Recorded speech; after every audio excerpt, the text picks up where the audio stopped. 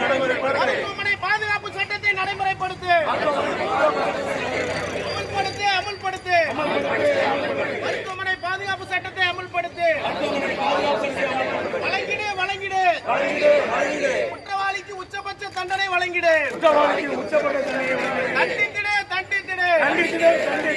உச்சபட்ச தண்டனை வழங்கி தண்டித்திடு. பணியில் இருக்கும் அரசு மருத்துவர்களுக்கு பாதுகாப்பு கொடு. நடவடிக்கை எடு.